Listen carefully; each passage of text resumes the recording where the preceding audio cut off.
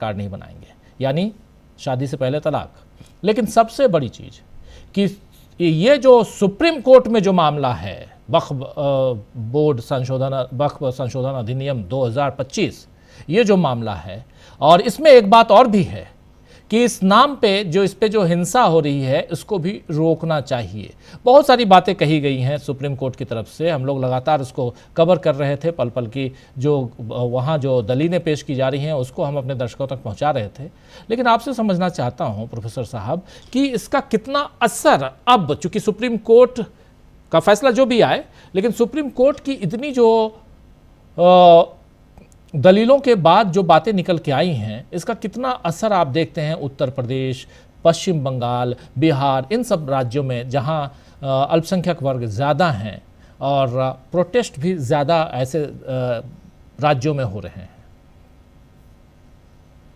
अजू जी, 10-11 साल तो मिनिमम यही है कि जिसमें लगातार मुसलमानों के खिलाफ हिंसा हुई है, लिंचिंग हुई है, और कभी भी कोई भी ऐरा गैरा उनको पाकिस्तानी कह सकता है, देशद्रोही कह सकता है, उनको देश निकालने का फरमान दे सकता है।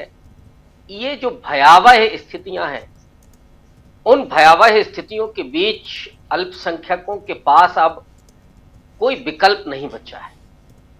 आज आप उनके वक्फ बोर्ड का मामला, या ऐसे ही अब वो लव जिहाद, पता नहीं कौन कौन सा जिहाद, बाबा रामदेव तो वो शरबत जिहाद भी निकाल ले आए 24 घंटे। और मुझे तो कई बार लगता है कि बीजेपी और आरएसएस ने हिंदुओं को मनोरोगी बना दिया है। वो रात में भी जब सोते होंगे तो उन्हें यही सब याद आता होगा, यही सपने में आते होंगे। ऐसे में ये जो सुप्रीम कोर्ट में आज सुनवाई हुई, उसमें जस्टिस खन्ना हो, उन्होंने जो अपनी दलीलें पेश की और वकीलों के सामने जो सवाल खड़े किए, वो ये बताते हैं कि सुप्रीम कोर्ट ने बहुत आश्वस्तकारी बात की है। आज अभी फैसला नहीं, आश्वस्तकारी बात की है, और इस पर कहीं ना कहीं वो प्रभाव भी है। जैसे सीए एनआरसी में मुसलमानों के सामने कोई विकल्प नहीं था, वो सड़क पर निकल करके आते हैं। इस समय भी कोई विकल्प नहीं है केवल सड़क पर निकलने के। और आज ये बार बार क्यों महसूस किया कर रहा है वो समाज कि ये देश मेरा नहीं है। और मुझे बहुत पुरानी बात याद आ जाती है, 1930 में जब डॉक्टर अंबेडकर पहले गोलमेज सम्मेलन में गए थे, और दूसरे में जब गांधी जी से उनकी बातचीत हो रही थी 31 में, तो उन्होंने बड़ा दुखी होकर के जो कहा था कि गांधी जी, हमारा देश कहाँ है? जिस आप देश की बात कर रहे हो, जहां हमें कुत्ते बिल्ली से भी बदतर माना जाता हो, उसे हम अपना देश कहें तो कहें कैसे? और उसके बाद हम लोग जानते हैं कि कांग्रेस पार्टी ने, गांधी जी ने, नेहरू जी ने उन्हें जो कमान सौंपी, जो संविधान प्रारूप समिति का अध्यक्ष बनाया, एक तरह से उनके कलम में वो ताकत दे दी कि आपको कैसा देश चाहिए, कैसा संविधान चाहिए, और वो इबारत लिख करके गए।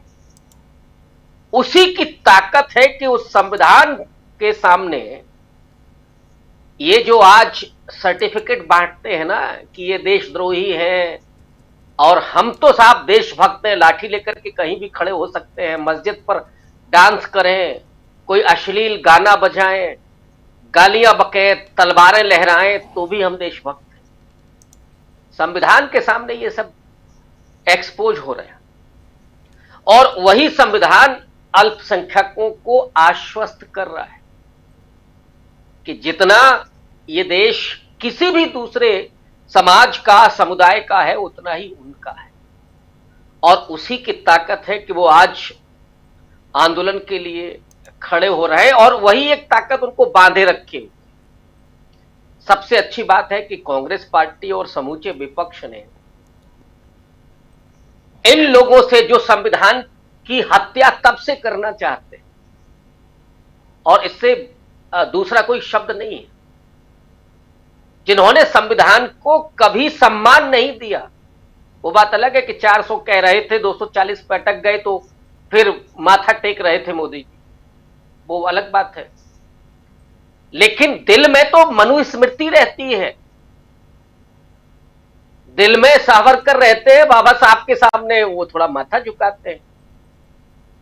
यहां से बाहर जाएंगे तो बोलेंगे कि अब हम बुद्ध और गांधी के देश से आए हैं, यहां गॉड से जिंदाबाद चलता है।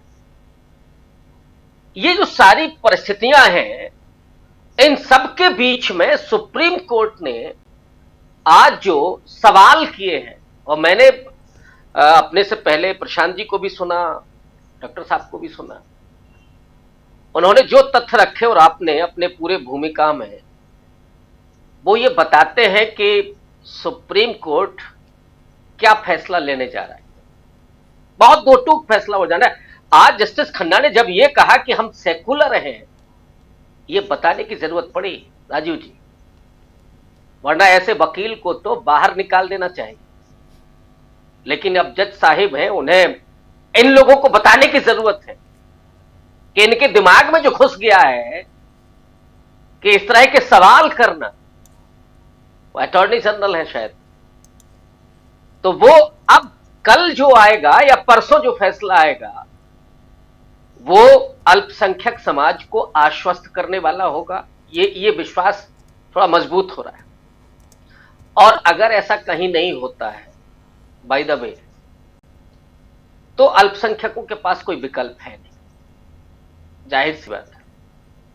इसका बड़ा दूरगामी प्रभाव हो सकता है, क्योंकि ये जो सरकार जिस तरीके से चला रहे, आप सौगातें मोदी देंगे 30 लाख लोगों को, आप उनको भिखमंगा बनाएंगे, यहां किसी मुस्लिम के गले नहीं लगेंगे, अरब में जाएंगे तो वहां गले पड़ जाएंगे।